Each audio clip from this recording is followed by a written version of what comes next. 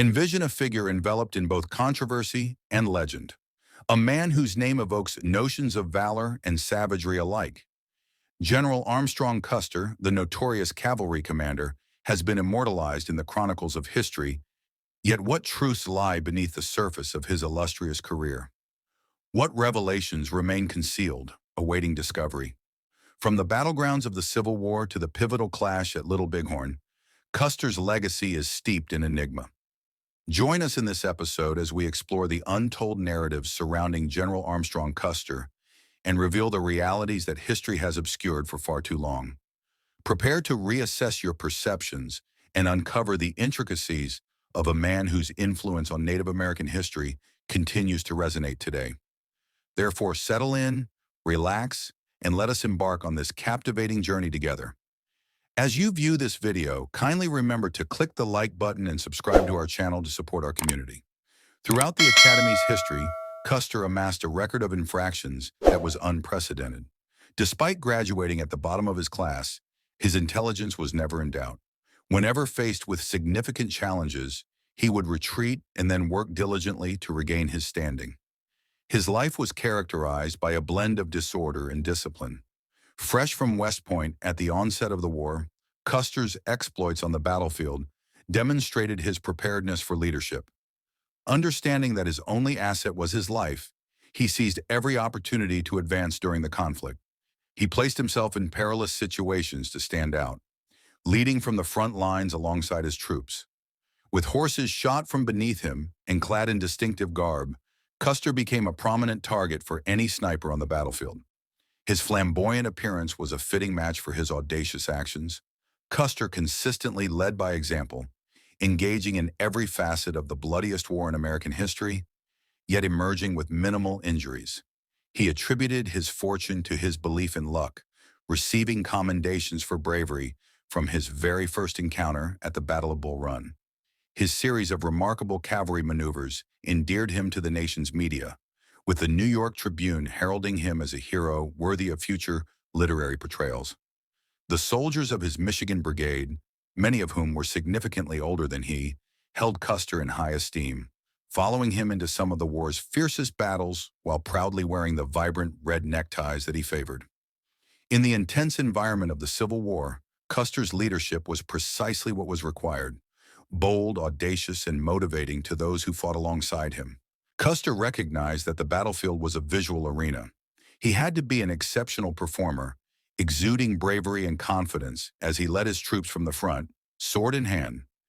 This portrayal of Custer leading the charge earned him a place on the cover of Harper's Weekly and became emblematic of his identity. Following his victory at the Battle of Gettysburg, Custer emerged as one of the war's most renowned officers, acquiring the moniker the Boy General. He remained at the forefront until the very end of the conflict, accepting the flag of truce when General Robert E. Lee surrendered at Appomattox on April 9, 1865. Custer's esteemed commander, Lieutenant General Philip Sheridan, gifted him the table on which the peace terms were signed, along with a note addressed to Custer's wife, Libby. The note stated, "Permit me to say, madam, that there is scarcely an individual in our service who has contributed more to bring about this desirable result than your gallant husband." What is particularly noteworthy about Custer is the abundance of photographs captured of him. He recognized the influence of visual representation in society and its potential for manipulation. Custer's extravagant attire and his long flowing hair resonated with the popular imagery of the knight-errant and the cavalier, merging them into a distinctive persona. He meticulously crafted his public persona, allowing his hair to grow long and infusing it with the scent of cinnamon oil, taking pride in his delicate features and smooth complexion. Custer's unique ability to merge both feminine and masculine qualities, along with his gentlemanly demeanor and rugged bravery, distinguished him from others. While some regarded him as a mere performer or an oddity, his theatrical presence generally served him well.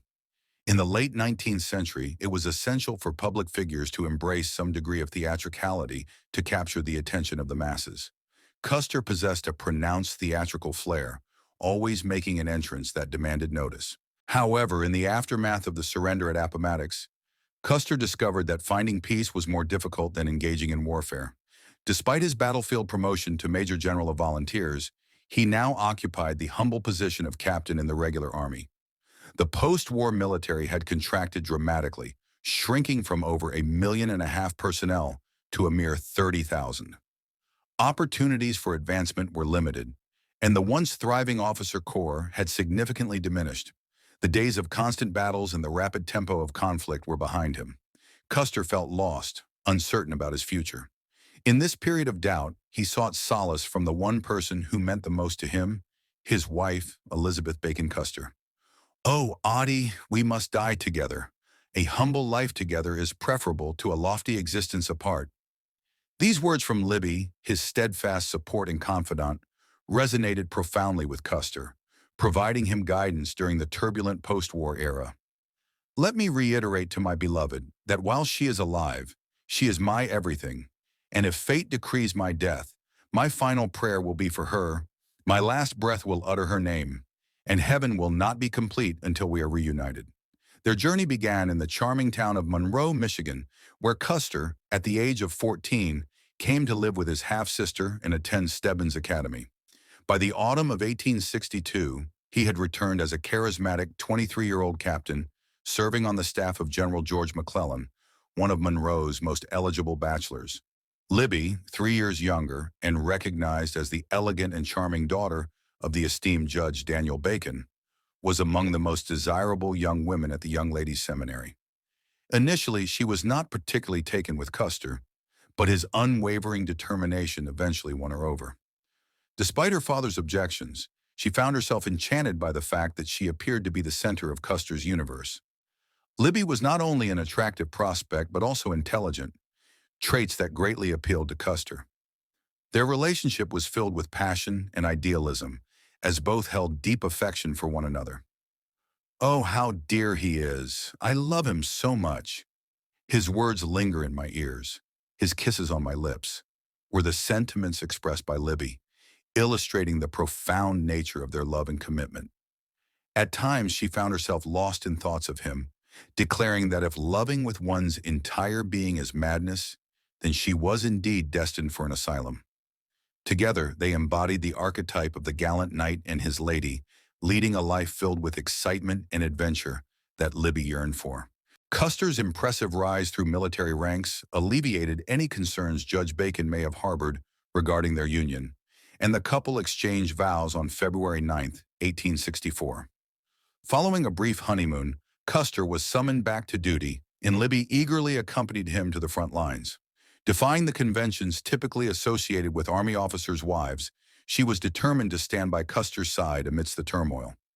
Whether residing in a tent or a nearby house during the conflict, she remained a loyal and unwavering presence throughout Custer's life.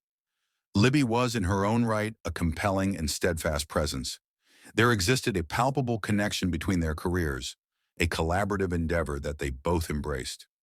Libby perceived in Custer a yearning for greatness, and she aspired to be an integral part of that journey. Amidst the turmoil of battle, they found comfort in their continuous correspondence, with letters often extending to 20 pages or more. He tenderly referred to her as my rosebud or my darling sunbeam, while she called him Audie, a childhood nickname, or simply Beau. From the outset, they envisioned their lives as inextricably linked. Reflecting on his recent successes and the accolades regarding his conduct and bravery, Custer mused that she would hear of it and take pride in her boy. He wrote, "Remember, I cannot love as I do without my life blending with yours." Their partnership was characterized by equality. Libby articulated, "I would not lose my individuality, but would be, as a wife should be, part of her husband, a life within a life." Although she did not admire a submissive wife, she expressed a desire to regard her husband as superior in judgment and experience, seeking his guidance in all matters. She dedicated herself to advancing her husband's career, convinced of his potential to make history. Ultimately, in the autumn of 1866, Custer received an invitation to join the 7th Cavalry. Did General Armstrong Custer also cultivate a reputation as a ladies' man alongside his military achievements? Thank you for engaging with History Empire Center. Please remember to like and subscribe for more captivating content.